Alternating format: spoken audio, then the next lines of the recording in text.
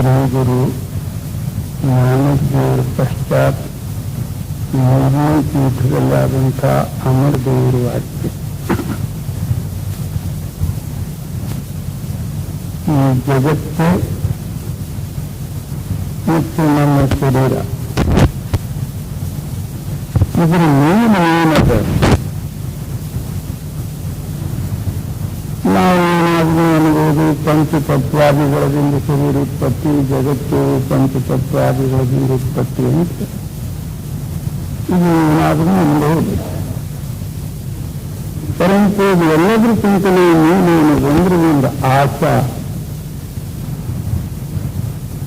ನಿಮ್ಮ ಹೃದಯದಲ್ಲಿರ್ತಕ್ಕಂಥ ಒಂದು ಆಶಾ ದೂರ ಆದರೆ ನಿರಾಶರೂಪವಾದಂತಹ ಪರಮಾತ್ಮ ಅಥವಾ ಚೇತನ ಶಕ್ತಿಯನ್ನು ನಂತರದಲ್ಲಿ ತನ್ನಷ್ಟಕ್ಕೆ ತಾನೇ ಅನುಭವ ಮತ್ತು ಪ್ರವಟ ಆಗ್ತದೆ. ಅಂಥ ಚೇತನ ಶಕ್ತಿ ಅಡ್ಡಾಗಿದ್ದೇನೆ ಅಂದ್ರೆ ಕೇವಲ ಒಂದು ಆಶಾ. ನಾನಂಥವನು ನನಗೆ ಈ ಪದಾರ್ಥ ಬೇಕು, ನನಗೆ ಅಂಥದ್ದು ಬೇಕು, ಇಂಥದ್ದು ಬೇಕು, ಎಲ್ಲ ಕೂಡ ಒಂದು ಆಶೆ ಅದ.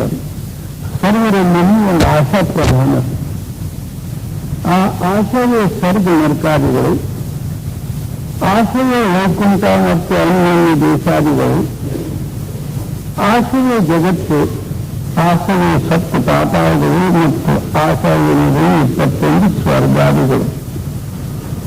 ಸರ್ವ ಹೃದಯದಲ್ಲಿ ಒಂದು ಆಶಯವೇ ಕೆಲಸ ಮಾಡ್ತದೆ. ಒಂದು ಆಶೆಯನ್ನು ತೆಗೆದುಬಿಟ್ಟು ಯಾರೂ ಇಲ್ಲ. ಅದಕ್ಕೇನಂತಾರೆ? ಆಶಾ ಆಶ ಕರೆ ಸರ್ತೇವಿ ಶಬ್ದ ಹುಕುಮ ಬೂಧ ನಿರಾಶಾಸೆ. ಎಲ್ಲರೂ ಒಂದು ಬಂದ್ರೆ ಕೇವಲ ಒಂದು ಆಶೆಗೊಂಡು ಕುಣಿದಾಡ್ತಾರೆ. ಆ ಆಸಕ್ತಿ ತಿಳಿಬೇಕಾದ್ರೆ ಹಾಳಾಗ್ತದೆ. ನಂತರದಲ್ಲಿ ಒಂದು ಸತ್ಯ ಶಬ್ದ ಅಥವಾ ಧ್ವನಿ ಮತ್ತು ಆಕಾಶವಾಣಿ, ಅದು ಹಾಗೆ ಅದಕ್ಕೆ ಸತ್ಯನಾಮ ಅಂತಾರೆ. ಅದು ಅಕ್ಷರಾತೀತವಾದದ್ದು. ಅದು ಅಕಾರ ಉಕಾರ ಮುಕಾರ ಅಥವಾ ಓಂಕಾರಕ್ಕಿಂತಲೂ ರಹಿತವಾದಂಥದ್ದು. ಅಂಥ ಶಕ್ತಿಯನ್ನು ತನ್ನ ನಂತರದಲ್ಲಿದ್ದು ಅದರ ಆಧಾರವಾಗಿ ನಮ್ಮ ಶರೀರ ಮತ್ತು ಸಂಪೂರ್ಣ ಜಗತ್ತು. ಯಾವೆಳದಲ್ಲಿ ನಮ್ಮ ಚಿತ್ತ ಅಥವಾ ನಮ್ಮ ಆಶಾ ಇರೋದಿಲ್ಲ, ನಿರಾಶರೂಪವಾದಂತಹ ಶಬ್ದದಲ್ಲಿ ಕೂರ್ತದೆ, ಆ ಎಳದಲ್ಲಿ ಜಗತ್ತು ತನ್ನಷ್ಟಕ್ಕೆ ತಾನೇ ಬಿಡುಗಡೆ ಆಗ್ತದೆ. ಮುಕ್ತಿ ಅಂದರೆ ಯಾವಾಗಲೂ ಒಂದು ಅಲ್ಲಿ ಲೋಕ ಅಥವಾ ಮನೆ ಕಟ್ಟಿತ್ತಿಲ್ಲ. ಬಂಧನಗಳಿಂದ ಮುಕ್ತ ಆಗೋದ್ರ ಹೆಸರು ಮುಕ್ತಿ. ಎಲ್ಲ ಬಂಧನದಿಂದ ಕಡಿಮೆ ಆಗೋದ್ರಲ್ಲಿ ಮುಕ್ತಿ. ಆಶಾರೂಪವಾದಂತಹ ಬಂಧನದಿಂದ ನಾವು ಕಡೆಗಾಗಿ ನಿರಾಶದಲ್ಲಿ ಕೂರ್ತಕ್ಕಂತಹದ್ರ ಹೆಸರು ಅಂದ್ರೆ ಮುಕ್ತಿ. ಮುಕ್ತಿ ಅಂದ್ರೆ ಏನಾದ್ರೂ ಅಲ್ಲೊಂದು ಬಂಗ್ಲಾ ಅಥವಾ ಅಲ್ಲೊಂದು ದೇಶವಿಲ್ಲ.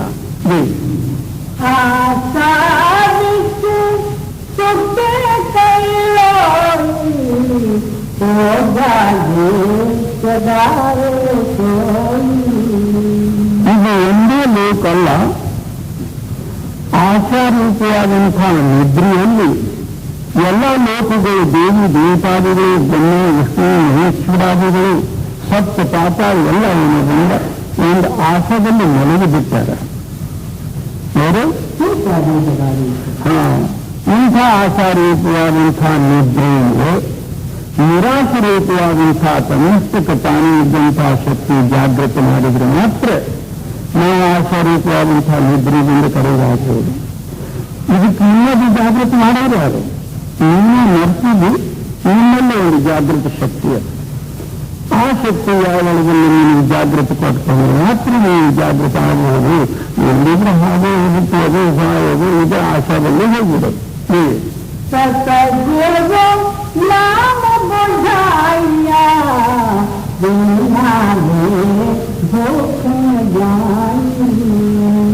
ಇಲ್ಲಿ ಗುರುಗಳು ಏನ್ ಮಾಡ್ತಾರೆ? ಗುರು ಅಂದ್ರೆ ಯಾವಾಗಲೂ ಒಂದು ಸ್ವಾಮಿ ಹತ್ರ ದೊಡ್ಡ ನಟಪತಿ ಆಗಲಿ ಅಥವಾ ಈಗ ದೊಡ್ಡ ದೊಡ್ಡ ಏನಿದೆ ಅಂದ್ರೆ ಆಶ್ರಮಗಳು, ಜಗದ್ಗುರುಗಳು ಅಂತ ಹೇಳಿ ಟೈಟಲ್ ತಗೊಂಡಂತಂದ್ರೆ ಅಂದ್ರೆ ಕೇವಲ ವ್ಯಕ್ತಿಗತ ಗುರು ಅಲ್ಲ. ಗುರು ಅಂದ್ರೆ ಮನುಷ್ಯ ಶರೀರವೂ ಅಲ್ಲ. ಗುರು ಅಂದ್ರೆ ನಮಗೆ ಈ ಬಂಧನದಿಂದ ತಡೆಗಾಗಿ ನಿರಾಶರೂಪವಾದಂತಹ ಚೇತನ ಶಕ್ತಿಯಲ್ಲಿ ಕೂಡಿಸ್ತಕ್ಕಂತಹ ಶಕ್ತಿ ಹೆಸರು ಗುರು. ಗುರು ಅಂದ್ರೆ ಯಾವುದರಿಂದ ಸ್ವಾಮಿ ಹೆಸರಲ್ಲ. ಮತ್ತೆ ಗುರು ಪದತ್ವ ತಗೊಂಡು ಈ ರಹಸ್ಯಕ್ಕೆ ಯಾರಿಗೂ ಗೊತ್ತಿಲ್ಲ. ಈ ರಹಸ್ಯ ಅವರು ಗುರು ಪದತ್ವಕ್ಕೆ ಸಹಿತ ಯೋಗ್ಯರಲ್ಲ. ಗುರು ಅಂದ್ರೆ ನನ್ನ ಹೃದಯ ಪ್ರಕಾಶ ಮಾಡಿರ್ತಕ್ಕಂತಹ ಶಕ್ತಿ ಹೆಸರು ಗುರು. ಅವರು ಎಲ್ಲಿಯವರೆಗೂ ಅಂಥ ಗುರುಗಳು ಸಿಗೋದಿಲ್ಲ, ಅಲ್ಲಿಯವರೆಗೂ ನನ್ನಲ್ಲಿರ್ತಕ್ಕಂಥ ಸತ್ಯನಾಮದ ಭೇದ ಗೊತ್ತಾಗೋದಿಲ್ಲ. ಅಲ್ಲಿಯವರೆಗೂ ನನಗೆ ಬೇಕು ಅನ್ನತಕ್ಕಂಥ ಆಶೆ ಹೋಗೋದಿಲ್ಲ.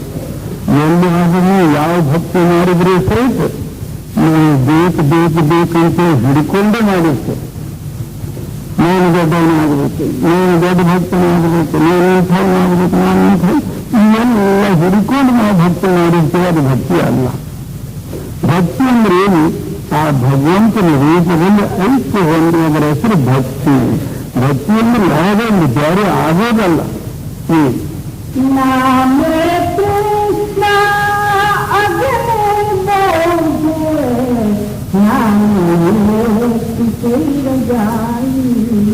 ಆ ನಾನದಿಂದ ನನ್ನಲ್ಲಿರ್ತಕ್ಕಂಥ ಕೃಷ್ಣ ಅಥವಾ ಆಶಾ ಅಥವಾ ಬೇಕನ್ನತಕ್ಕಂಥ ಬೆಂಕಿಯನ್ನು ಬಂದರೆ ಶಾಂತ ಆಗ್ತದೆ. ಪರಂತು ಅಂಥ ನಾನೇನಂದ್ರೆ ಆ ಪರಮಾತ್ಮ ಕೃಪೆ ಇದ್ರೆ ಮಾತ್ರ ಗೊತ್ತಾಗ್ತದೆ. ಇಲ್ಲಿಗಿದ್ರೆ ನನ್ನ ಮನಸ್ಸು ಒಪ್ಪುವುದಿಲ್ಲ. ಯಾವುದರಲ್ಲಿ ಪ್ರಪಂಚದ ದೊಡ್ಡ ಸ್ಥಾನಕ್ಕಾಗಿ ಧನ, ದ್ರವ್ಯ, ಶರೀರ ಏನೇನೋ ಕಷ್ಟಪಟ್ಟು ಅದು ಪ್ರಾಪ್ತಿ ಮಾಡ್ಕೋಬೇಕು ಅಂತ ನಾವು ಪ್ರಯತ್ನ ಪಡಿತೇವೆ. ಆ ಸಾಮಗ್ರಿ ಏನದಂದ್ರೆ ಕೆಲವು ದಿವಸದ್ದು. ಒಂದು ದಿವಸ ಏನದಂದ್ರೆ ನನ್ನ ಶ್ವಾಸ ಬಂದಾಯ್ತು, ಆ ದೊಡ್ಡ ಸ್ಥಾನಕ್ಕೆ ಆ ದ್ರವ್ಯ, ಮಕ್ಕಳು, ಮಣ್ಣು ಹೊಲ ಎಲ್ಲಿ ಬೇಕಾಗಿ ಗೊತ್ತಿಲ್ಲ. ಏನಿದೆ ಸ್ಮಶಾನ ಏನಿದೆ ಹಾಕಿ ಬರ್ತಾರೆ. ಇದೇನಂದ್ರೆ ಪ್ರಪಂಚದ ವೈಭವ ದೊಡ್ಡ ಸಂಖ್ಯೆ, ಅದರಲ್ಲಿ ಮತ್ತಷ್ಟು ಆಶೆ ಬೆಳೀತದೆ ಹೊರತಾಗಿ ಕಮ್ಮಾಗುವುದಿಲ್ಲ. ಅದಕ್ಕೇನಂದ್ರೆ ಆ ಪರಮಾತ್ಮ ಕೃಪೆ ಇದ್ರೆ ಮಾತ್ರ ಆ ಸತ್ಯನಾಮ ಸಿಕ್ಕು ಅದರಲ್ಲಿ ಚಿತ್ತೈಕ್ಯವಾಗಿ ನಿರಾಕರಿತವಾದಂತಹ ಚೇತನ ಶಕ್ತಿ ಜಾಗೃತ ಆದ ಕಾಲದಲ್ಲಿ ಇದು ಪ್ರಪಂಚದಿರ್ತದೆ, ಆಶೆ ಹೋಗುತ್ತದೆ. ಇಲ್ಲದಿದ್ರೆ ಆಶೆ ಇಲ್ಲಿದೆ. ಲಕ್ಷ್ಯ ಸಿಕ್ಕರು ಎಲ್ಲನೂರಿಲ್ಲ, ಅಥವಾ ರಾಜ್ಯ ಸಿಕ್ಕರು ನೀತಿ ಜಾರ ಮತ್ತೆ ನನ್ನ ಬೇಕನ್ನೋದು ಸತ್ತು ಹೋಗ್ತದೆ.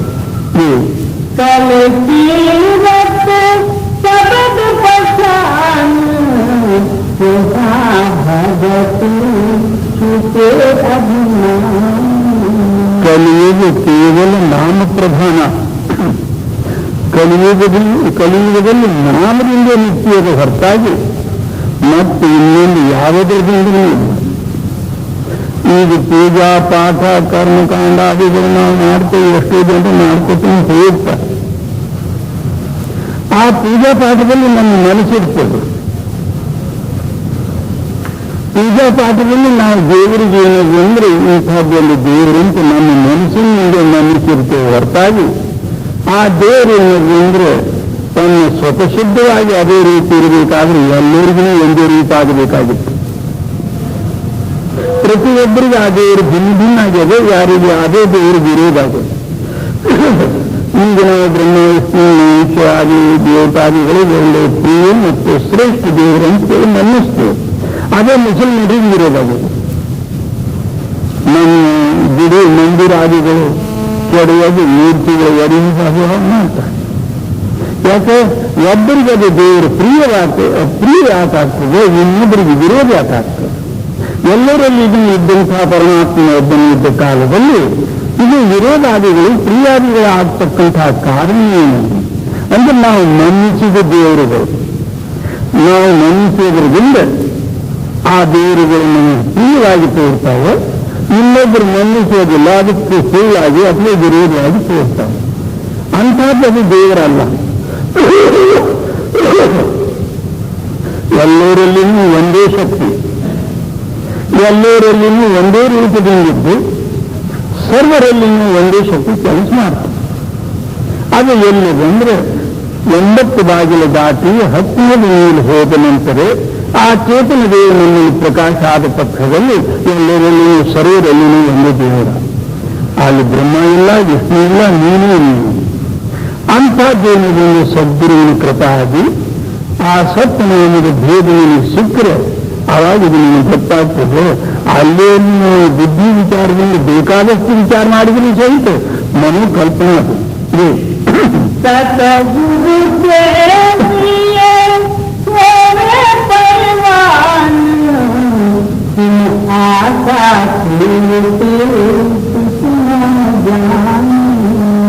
ಈ ರಹಸ್ಯ ಹೇಗೆ ತಿಳಿಯುತ್ತದೆ ಕೇವಲ ಗುರು ಸೇವಾದಿಂದ ಸಿಗುವುದು.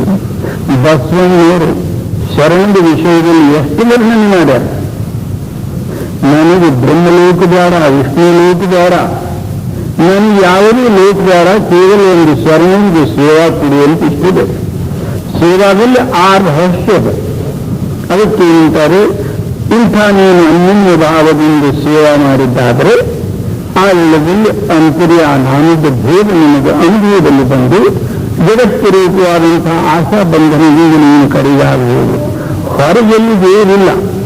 ನಿನ್ನ ಶರೀರಕ್ಕೆ ಆಧಾರಭೂತವಾದಂತಹ ಚೇತನ ಶಕ್ತಿ ಎನ್ನುವುದಂದ್ರೆ ಅದೇ ದೇವರ. ಈ ನೀನು ಪ್ರಾಣ ಇತ್ತು ಅಂದ್ರೆ ನೀನು ಯಾವ ದೇವರಿಗೆ ಅದನ್ನು ಕರೀಬಹುದು. ಪ್ರಾಣ ಹೋಯ್ತು ಒಂದು ದೇವರು ಬರ್ತಾವೆ. ಸತ್ಯವಾಗಿ ನಾವು ಬ್ರಹ್ಮನಿ ಕರೆದ್ರೆ ಬರ್ತಾನೆ, ವಿಷ್ಣು ಕರೆದ್ರೆ ಬರ್ತಾನೆ. ಎಲ್ಲಿಯವರೆಗೂ ನೀವು ಇದರಲ್ಲಿ ಪ್ರಾಣವಾಯು ಸಂಚಾರದು ಅಲ್ಲಿಯವರೆಗೂ ಮಾತ್ರ ಯಾವ ದೇವರು ಕರೆದ್ರೂ ಬರ್ತಾರೆ. ಇದೇ ದೇವರು ಹೋಗ್ಬಿಟ್ಟು ಒಂದು ದೇವರಿಲ್ಲ. ಅದಕ್ಕೆ ಹೇಳ್ತಾರೆ, ನೀನು ಯಾರು, ನೀನೇ ದೇವರು ಇರ್ತಿರ್ಲಿಕ್ಕಾಗಿ ನೀನು ಮುಂದೆ ನೀನು ತಿಳಿ ಅಂದ್ರೆ ಎಲ್ಲ ದೇವರಿಗೂ ನೀನು ಹತ್ರ ಬರ್ತಾರೆ. ಮುಂದೆ ನೀನೇ ತಿಳಿದೇ ಇದ್ದ ಪಕ್ಷದಲ್ಲಿ ಒಂದೇ ದೇವರು ನೀನು ಸಹಾಯ ಮಾಡೋದು.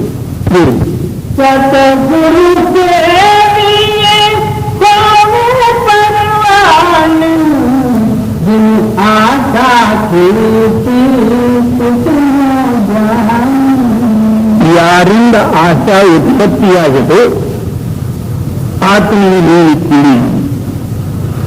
ಈಗ ಆತ್ಮನಿಗೆ 3 ಅವಸ್ಥೆಗಳದಾವ: ಜಾಗೃತ, ಸ್ವಪ್ನ ಮತ್ತು ಸುಷುಪ್ತಿ.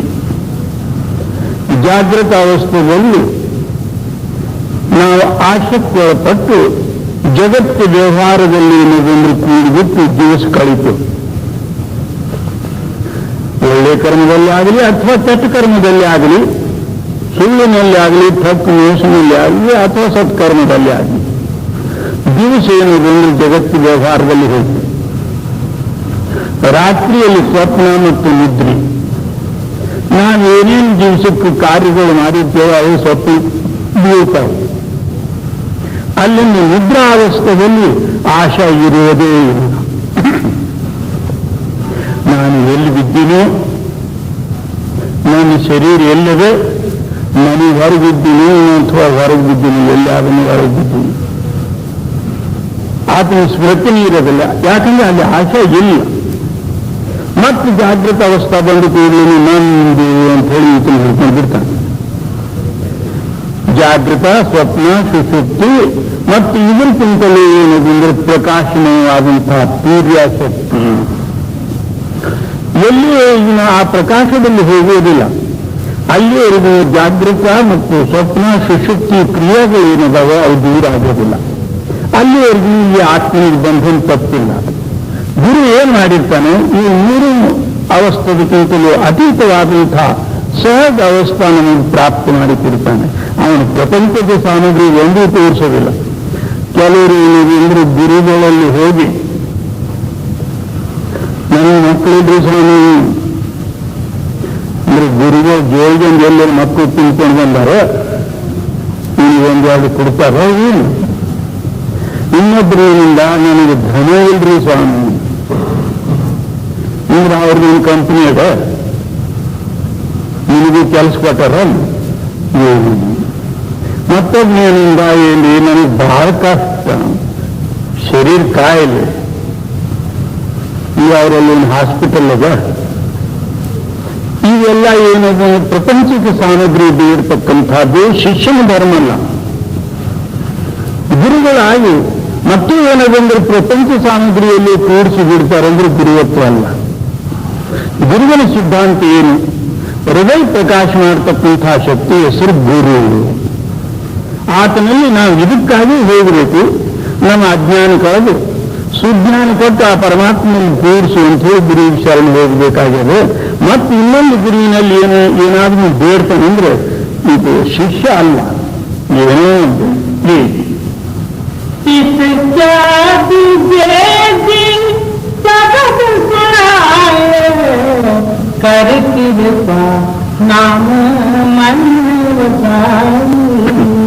ಅದಕ್ಕೆ ಶಿಷ್ಯನು ಅನುಭವಾನಂದದಲ್ಲಿ ಕೂಡಿ ಗುರುವಿನ ಉಪಕಾರ ವರ್ಣನೆ ಮಾಡ್ತಿರ್ಲಿಕ್ಕಾಗಿ ಏನಂತಾನೆ, ಹೇ ಸದ್ಗುರು, ನಾನು ನಿನಗೆ ಏನು ಕೊಡಲಿ? ಶರೀರ ಕೊಡ್ತೇನೆ, ಮಲಮೂತ್ರದಿಂದ ತುಂಬಿದ್ದು ಹೊಲ್ಸ. ನೀನು ಚೇತನ, ಈ ಶರೀರ ತಗೊಂಡು ನೀನೇನು ಮಾಡಿ. ಇನ್ನು ಮನಸ್ಸು ಕೊಡ್ತೀನಿ, ಎಷ್ಟೋ ವಿಕಾರದಿಂದ ತುಂಬಿದಂಥದ್ದು ಮಲಿನ. ನೀನು ಚೇತನ, ಅದನ್ನು ಕೊಡುವುದಕ್ಕೆ ಯೋಗ್ಯ ಇಲ್ಲ. ಇನ್ನು ಧನದ್ರವ್ಯಾದಿಗಳು ಕೊಡ್ತೀನಿ, ಇವತ್ತು ನಾಳೆ ಧನ ಯಾತ್ರದವೇನು ಅದು ಗೊತ್ತೇ ಇಲ್ಲ. ನೋಟುಗಳು ಸಹಿತ ಬೇರೆ ಬಂದ ಅವ್ರಿಗೆ ಗೊತ್ತಾಗಲಿಲ್ಲ. ನೀರಿನಾಗ 5 ರೂಪಾಯಿ ಒಂದು, 2 ರೂಪಾಯಿ ಒಂದು, 3 ರೂಪಾಯಿ ಒಂದು. ಆದ್ರೆ ಅದು ಯಾರಾದ್ರೂ ಸಹಿತ ಮಾರ್ಕ್ 5 ರೂಪಾಯಿ ನೀರನ್ನು ಕೊಡ್ಬೋದು, 110 ಕೊಡ್ಬೋದು. ಇಂತಿಂತ ಏನಿದೆ ಈಗೆಲ್ಲ ಸುಳ್ಳ ನಾಶಕರೇ ಆಗುತ್ತೆ. ಇಂಥ ಪದಾರ್ಥ ಈಗ ನಾನು ಹ್ಯಾಕ್ ಕೊಡ್ಲಿ?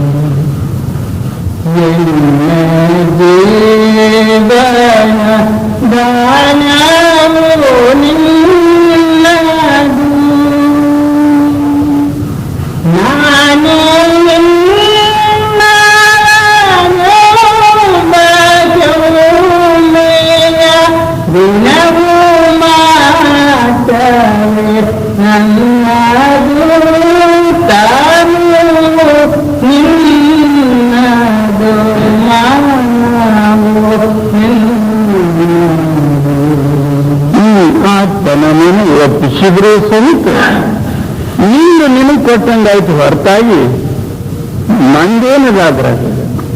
ಯಾಕೆ ನೀನು ಹುಟ್ಟಿಸಿದಲ್ಲಿ ನನಗೆ ಹುಟ್ಟಬೇಕಾಯ್ತು, ನೀನು ಬೆಳೆಸಿದಲ್ಲಿ ನನಗೆ ಬೆಳಿಬೇಕಾಯ್ತು, ನೀನು ಕೊಂದಲ್ಲಿ ಸಾಯಬೇಕಾಯ್ತು.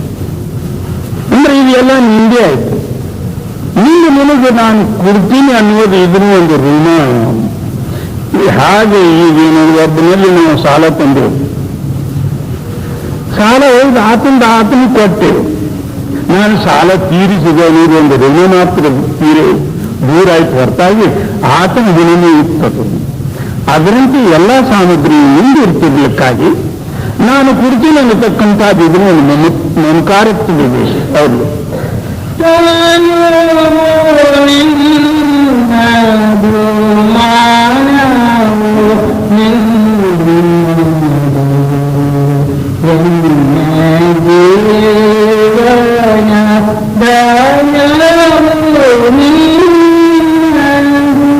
ನನ್ನ ಜೀವನ ಏನದಂದ್ರೆ ಅದು ಸಹಿತ ನಿಂದದು.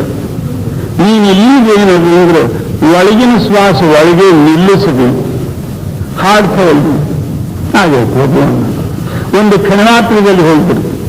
ಅದು ನನ್ನ ಜೀವನವೇ ನಿಂದೇ ದೇವಿ. ನಾನು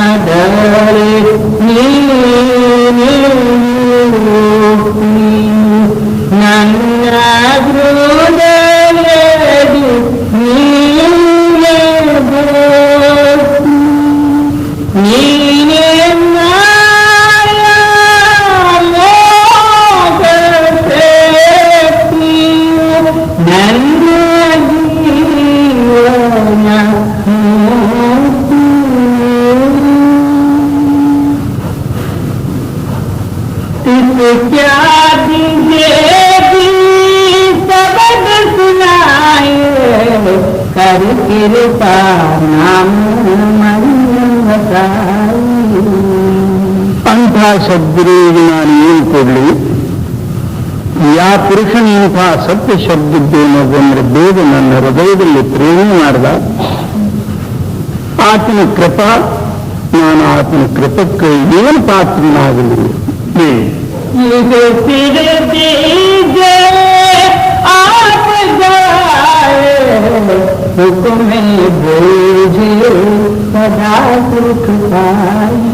ಕಡೆಗೆ ಏನಂತಾರೆ, ಇದು ನೀನು ಸಿರಿಸದೆ ಕೊಯ್ದು ಕೊಡು. ಮತ್ತು ನಾನು ಕೊಟ್ಟ ನಿನಗಾರ ಆಪಗವಾಯಿ ನಾನು ಏನೂ ಇಲ್ಲ ಅಂತ ಹೇಳಿ ಕೊಯ್ದು ಕೊಡು. ಅಂದ್ರೆ ಕೆಲವರು ನೀವು ತಿಳಿಬಾರ್ದು ಸಿರಿಸದೆ ಕೊಯ್ಯೋದಂದ್ರೆ ನಮಕಾರ ರೂಪವಾದಂತಹ ಸಿರಿಸ, ನಾನು ಅನ್ನತಕ್ಕಂಥದ್ದು ಸಿರಿಸದು. ಆ ಸಿರಿಸಂದ್ರೇನು? ನಾನು ಅನ್ನೋದು ಬಿಟ್ಟು ಗುರುವಿನ ಶರಣ ಹೇಳುವುದು. आप करे थे आप कराए आप गुरुमुख नाम बताए. ಒಬ್ಬರು ಶಂಕ ಬಂತು, ಏನ್ರಿ ಸ್ವಾಮಿ ಎಲ್ಲ ನಿಮಗೆ ಕೊಟ್ರೆ ನಮಗೆ ನೋಡೋದೇ ಆಗ ಏನ್ರಿ ಮಕ್ಕಳು ಏನೇನೋ ಅದಾವ ನಮ್ಮ ಗಲಾಟೆಗಳು ಅದ್ಯಾಗ ನಡೀತದೆ, ಎಲ್ಲ ನಿಮಗೆ ಕೊಟ್ಬಿಟ್ಟು ನಮಗೆ ಇತ್ತು. ಅದಕ್ಕೆ ಏನಂತಾರೆ, ಸರ್ವಸ್ವ ನೀನು ಅವನವನಾದ್ರೆ ಆತನ ನಿನ್ನವನಾಗ್ತಾನೆ. ತನ್ನಷ್ಟಕ್ಕೆ ತಾನೇ ಆತನ ನೀನು ಕೆಲಸ ಎಲ್ಲ ಮಾಡಿರ್ತಾನೆ. ನೀನು ಮಾಡೋದೇ ಜರುತ್ತದೆ. ನೀನು ಅವನಿಗೆ ಭಜಿಸು, ಅವನನ್ನು ಭಜಿಸ್ತಾನೆ. ಆಪ ತೋಡು ಗುರುಮಾಯ ಸಮಾಯ, ಎಲ್ಲಿಯವರೆಗೂ ನಾನು ಅಂತ ಹಿಡ್ಕೊಂಡಿದ್ದು ಅಲ್ಲಿವರೆಗೂ ನಿನಗೆ ಮಾಡಬೇಕಾಗ್ತದೆ. ಇದೆಲ್ಲ ಅವನಿಗೆ ಒಪ್ಪಿಸಿದ್ರೆ ತಾನೇ ಕೆಲಸ ಮಾಡಿರ್ತಾನೆ. ನಿನಗೆ ಯಾಕೆ ಬೇಕು ಅವನು ಮಾಡೋದು ಏನು? ಯಾವ ವೇಳದಲ್ಲಿ ಕೌರವರು ಪಾಂಡವರು ಜೂಜಾಡಿ ದ್ರೌಪದಿಗೆ ಜೂಜದಲ್ಲಿ ಸೋತ್ಬಿಟ್ರು. ದುರ್ಯೋಧನ ದುಶ್ಯಾಸನ ಹುಕುಂ ಮಾಡಿದ, ನೀನು ಈಗಿಂದ ಈಗೇನೋ ದ್ರೌಪದಿಗೆ ಈ ಸಭಾದಲ್ಲಿ ಒಳಗೆ ತಗೊಂಡ, ಈಗ ನನ್ನ ಸ್ತ್ರೀಯರು ಎಳಗ್ ತಗೊಂಡ. ಆವಾಗ ದುಶ್ಯಾಸನ ಹೋಗಿ ಎಳ್ಕೊಂಡು ಬಂದ. ಆವಾಗ ದುರ್ಯೋಧನ ಏನು ಹುಕುಂ ಕೊಡ್ತಾನೆ, ಇವು ಸೀರೆ ಸೆಳೆದು ಬಿಡು, ವಸ್ತ್ರ ಹರಣ ಮಾಡು. ಈ ಭರ ಸಭಾದಲ್ಲಿ, ಮಧ್ಯ ಸಭಾದಲ್ಲಿ ಋಷಿ ಮುನಿಗಳು, ಅಲ್ಲಿ ಬ್ರಹ್ಮ, ದ್ರೋಣಾಚಾರ್ಯ, ಭೀಷ್ಮಾಚಾರ್ಯ ವಗೈರೆ ಎಲ್ಲರೂ ಕೂತಿದ್ರು. ಅಂತೂ ಒಬ್ಬರಿಗೂ ಮುಖ ಏಳಿಲ್ಲ. ಇಂಥ ಅನರ್ಥಕಾರ್ಯ ಯಾಕೆ ಮಾಡ್ತೀವಿ ಅಂತ ಹೇಳಿ ಒಬ್ಬರು ಕೇಳಿದ್ರು. ಅಲ್ಲಿ 5 ಮಂದಿ ಪಾಂಡವರು ಇದ್ರು, ಸೂರು ಬೀರು. ಆವಾಗ ದ್ರೌಪದಿ ಎಲ್ಲ ಕಡೆ ನೋಡ್ತಾಳೆ, ಎಲ್ಲರೂ ಇವನಿಗೆ ಮುಖ ಕೆಳಗೆ ಮಾಡ್ಕೊಂಡು ಕೂತಾರೆ. ಈಗ ಯಾರೂ ರಕ್ಷಕರಿಲ್ಲ ಅಂತ ಹೇಳಿ ಆತನ ಹತ್ರ ವಸ್ತ್ರಹರಣ ಮಾಡ್ತಾನೆ. ಈಗ ಒಂದು ಕೈ ಮೇಲಕ್ಕೆ ಮಾಡಿ ಶ್ರೀಕೃಷ್ಣ ಆರಾಧನೆ ಮಾಡಿದರೆ ಹೇಳಬಹುದು ಅಂತ, ಈಗ ನೀವು ಬಂದರೆ ಮಾತ್ರ ನನ್ನ ಲಜ್ಜಾ ಉಳಿತದೆ ಎಂದು ನಾನು ಸಾಯ್ತೀನಿ. ಆವಾಗ ದ್ವಾರಕಾದಲ್ಲಿ ಆರಾಧನೆ ಅರ್ಧಾಸು ಕೇಳಿತು. ಆಗ ರುಕ್ಮಿಣಿ ಏನಂತಾಳೆ, ಇಲ್ಲಿ ಸ್ವಾಮಿ ದ್ರೌಪದಿ ಮ್ಯಾಗ ಸಂಕಟ ಬಿದ್ದರೆ ಈಗ ಹೋಗ್ಲಿಕ್ಕೆ ಬೇಕು. ಆವಾಗ ಶ್ರೀಕೃಷ್ಣ ಏನಂತಾನೆ, ಇನ್ನೂ ಒಂದು ಕೈ ಹಿಡಿದಾಗ ನನಗೆ ಹೋಗೋ ಜರುರತ್ತಿಲ್ಲ. ಎಲ್ಲ ಸೀರೆಲ್ಲ ಹರಣ ಆಗೋ ಕಾಲದಲ್ಲಿ ಅವಾಗ 2 ಕೈ ಮೇಲಕ್ಕೆ ಮಾಡಿ ಏನಂತಾಳೆ, ಭಗವಂತ ನೀನು ಬರಬೇಕು. ಅದೇ ಕಾಲದಲ್ಲಿ ಶ್ರೀಕೃಷ್ಣ ಮಧ್ಯ ಸಭಾದಲ್ಲಿ ಬಂದು ಅವಳಿಗೆ ಒಳಗಿಂದೊಳಗೆ ಏನೇನು ವಸ್ತ್ರಗಳು ಉಡಿಸ್ಕೋತ ಹೋದ. ಪರ್ವತಾಕಾರ ಸೀರೆಗಳು ಬಿದ್ದು ಒಂದು ಆತ್ಮ ಬಿಡುವಲ್ಲ. ಕಡೆಗೆ ತನ್ನ ಪಿತಾಂಬರ ಉಡಿಸದ. ಪಿತಾಂಬರಕ್ಕೆ ಕೈ ಹಚ್ಚೋ ಕಾಲಕ್ಕೆ ಸುದರ್ಶನ ಚಕ್ರ ತಿರುಗೇನಂತಾನೆ, ಖಬರ್ದಾರಿ ಈ ವಿಚಾರಣೆ ಇದಕ್ಕೆ ಕೈ ಹಚ್ಚದಂದ್ರೆ ನೀನು ಶಿರಶ್ಚೇದನ. ಅವಾಗ ಕಾಪಾಡಬೇಕಾಯ್ತು. ತಾತ್ಪರ್ಯ ಏನಂದ್ರೆ ಎಲ್ಲಿಯವರೆಗೂ ನಂದು ಅನ್ನತಕ್ಕಂಥದ್ದು ಕಿಂಚಿತ ಭಾವದ ಅಲ್ಲಿಯವರೆಗೂ ದೇವರಿಲ್ಲ. ಸರ್ವಸ್ವ ನೀನು ಆತನಿಗೆ ಒಪ್ಪಿಸಿದ್ದಾದ್ರೆ ಆತನಿಗೆ ತಾನೇ ಕಾಪಾಡ್ತಾನೆ. ನಿಮ್ಗೆ ಯಾತಕ್ಕೆ ಬೇಕು ಅಲ್ಲಿ ಚಿಂತೆ? ನಮ್ಮ ಚಿಂತೆ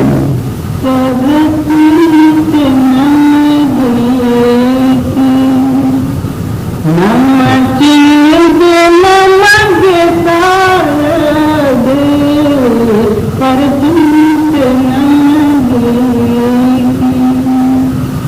ಕೂಡ ಸಂದೆ ಒಲಿದಾನ ಒಲಿಗೆನೋ ಎಂಬ ಚಿಂತೆ ಸಾಕಲುಂಟು ಒದೆಯಂತು ಪರಚಿಂತೆಯಂಗೆ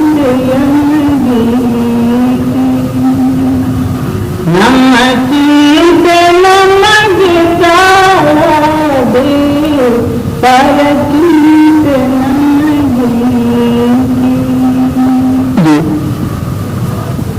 आप करे थे आप कराए आप गुरुमुख नाम बताई. ಇದು ಜೀವ ತನ್ನ ಬುದ್ಧಿಯಿಂದ ಕಲ್ಪನೆ ಮಾಡಿ ಮಾಡತಕ್ಕಂತಹ ಕಾರ್ಯ ಅಲ್ಲ. ಆತನೇ ಮಾಡಿಸ್ತಕ್ಕಂಥವನು, ಆತನೇ ಮಾಡತಕ್ಕಂಥವನು. ಆತನೇ ಜೀವಿಗಳ ಹೃದಯದಲ್ಲಿ ಜಾಗೃತ ಮತ್ತು ಚೇತನ ರೂಪದಿಂದ ಕೂತು ಆತನ ಭಕ್ತಿ ಏನದೆಂದರೆ ಭಾವ ಪ್ರೇರಣೆ ಮಾಡಿ ತನ್ನ ಭಕ್ತಿ ತಾನೇ ಮಾಡಿಕೊಂಡು ಮುಕ್ತನಾಗ್ತಾನೆ. ಇದು ಜೀವಿಗಳ ಆ ಪರಮಾತ್ಮನಿಗೆ ಕುರುಡನಿಗೆ ಏನು? ಕಣ್ಣಿದ್ದವನು ಸಮೀಪದಲ್ಲಿ ನಿಂತಿರುವ ಸಹಿತ ಕುರುಡನ ಆತನಿಗೆ ಹೇಗೆ ಹಿಡಿಬಹುದು? ಕಣ್ಣಿದ್ದವನಿಗೆ ಬಂದು ಈತನ ಕೈ ಹಿಡಿದು ಕರ್ಕೊಂಡು ಆದ್ರೆ ಮಾತ್ರ ಹೋಗಬಹುದು. आप बुलावे आप मार्ग पाए सच्चे सबद सच समानी.